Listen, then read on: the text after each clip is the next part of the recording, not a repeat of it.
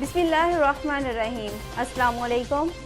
पंजाबी खबरों के नाल मैं विशाल असलम ते तुसीं वेख रहे हो CID न्यूज़ नेटवर्क इस्लामाबाद। अज दियां ताज़ा तरीन खबरां। वज़ीर आला बलोचिस्तान जाम कमाल खान इस्तीफा ना देने ते डट गए।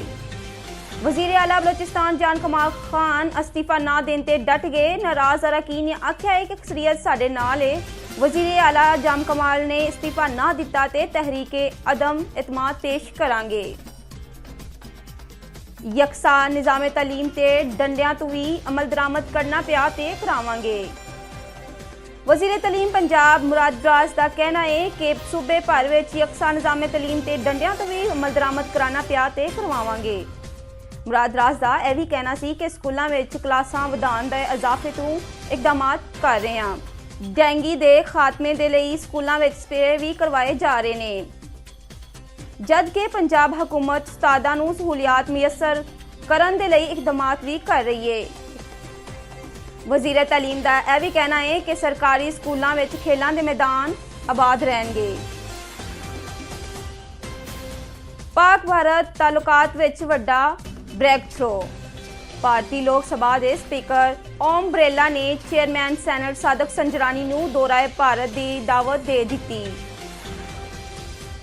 स्पीकर भारतीय लोक सभा का खत विच कहना सी कि PAC 100 साल तो अवामी अखराजात की निगरानी कर रही है। 7 साला तकरीब विच शिरकत तो साडे लई एजाज की गल होवेगी। जरा के मुताबिक स्पीकर भारतीय लोक सभा की दावत के बाद सादक संजरानी की तकरीब में शिरकत मुतलक मुख्तलिफ हल्कियां में मुशावरत जारी है। 10 रोज़ा अशरा रहमत लिल आलमीन का आगाज कर दिता गया है।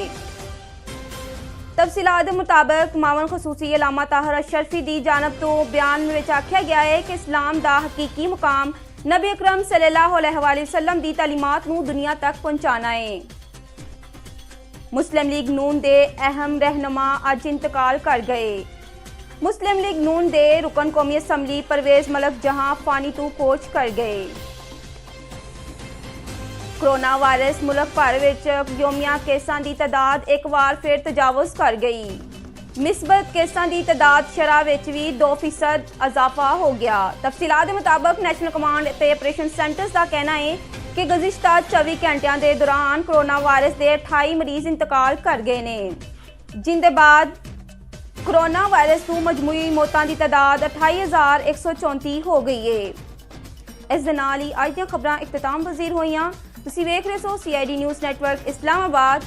जे तुसीं साडा चैनल हले तक सबसक्राइब नहीं किया तो सब तो पहले साडे चैनल को सबसक्राइब करो, लाइक करो तो शेयर करो।